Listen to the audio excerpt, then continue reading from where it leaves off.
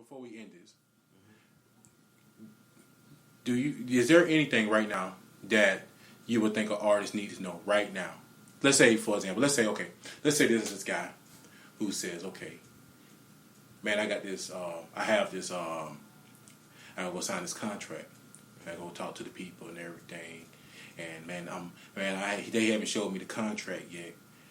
But I'm really needing to sign this because my kids need to eat. I hate my job. This is my future. Yeah. What is something that from everything that you have all your research to get you to the point to start DITCMG? What's one thing that you would tell them? Just one, not a whole bunch. Just one thing that you would tell them to look for in the contract right now. Just that would say, one thing. Oh man, it's got to be more than one because it's so much stuff that they can. Well, let me go.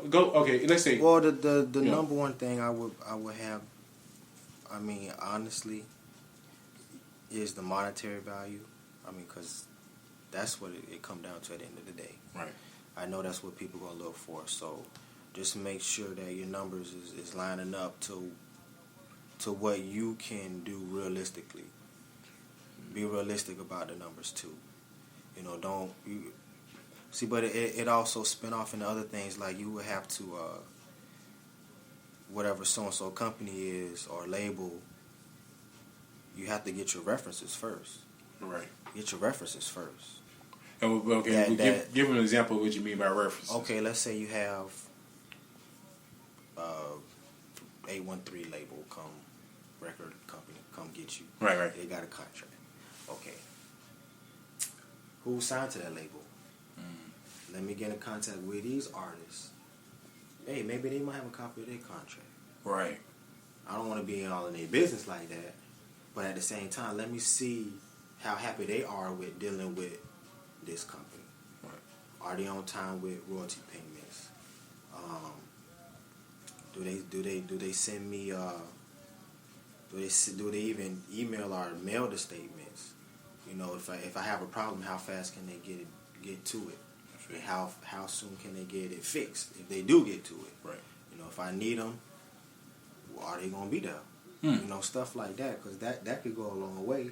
Yeah, you might have a contract. You got a yada yada amount of money, but you can't get in contract with the label head. Get in contact with the label head, right? Or the producer or the engineer. You know what I'm saying? Even little stuff about getting in the studio. They might own a studio at the label. People run it. Hey, I need to talk to the engineer about mixing a song.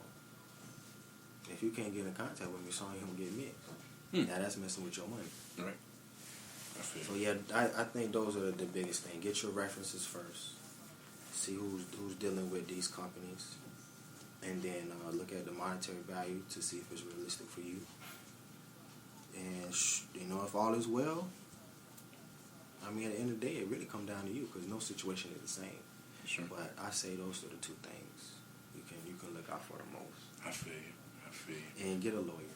That should be number one. Get a lawyer. Get a lawyer, because it's a lot of stuff that right. you might not even know, and some of that stuff might be you don't understand it, and it could be a loophole. Mm-hmm. Get a lawyer. I'd rather have somebody pay. I would rather pay a lawyer up front a few $100, a few thousand, whatever it need to be, so I don't have to pay 10 times much later on down the road for the same problem. Right. If I go ahead and sign this contract, and I'm already signed it, right. Now I got a lawyer to look at it, it's too late. Now you're in that, so now you have to pay yada money to get out of the situation. Well, if you would have did it before, the lawyer could have been like, hey, let's try to structure it this way. Right. And that could have saved you some money. I feel you. Like you said, it's a business. Yeah, it is. Like I say, man, it's the music industry. You know what I mean? There seems to be more industry in the music. At least when it comes to the monetary part. Yeah, when it comes to the money, man, fuck the music. They don't care about that shit. Man. Yeah, they're just trying to get paid. They don't care about that shit, man. You got these white collars, and And I say white collars because it could be any skin color behind the collar. Amen on that. Amen on that. Amen on that. Any. Don't I heard that, bro. So, yeah, man, and you got a lot of these middle-aged people that don't even listen to the music that they're selling. You think a 50-year-old man, 60-year-old man listen to 2 Chainz? Or listen to Kendrick Lamar or Jam Dr. Dre? Hell no. He listened to some of his old stuff, Black Sabbath or, you know, early 90s stuff, something that he came up on. He ain't know his new stuff. Right. Only thing he worried about is how much 2 Chainz gonna put in my pocket. How much Kendrick Lamar gonna make my bank account fatter. The hell with the music, man. The hell with the music. At least from their part. Now you upcoming artist, you upcoming producer. There ain't no damning you with the music. You got to do your thing, all right? The point of the magazine is that we try to make sure we get music out there, all right? We ain't trying to just let it just sit down. We just stuck at listening to what we're listening to, all right? So this ain't, like I say, we understand it's a business. It is a business. And this is why you got to make sure you have your guard ready, all right? But understand, it's a business. All right, so make sure you walking in there with what's the name, both guns loaded. All right, all bullets, everything. All right, and I'm not talking about shooting up nobody. All right, I ain't talking about shooting up. I'm just saying. All right, then. Well, thank you, Instrumentool. I appreciate it, man. And like I said, man, this ain't over. This is just the first part of the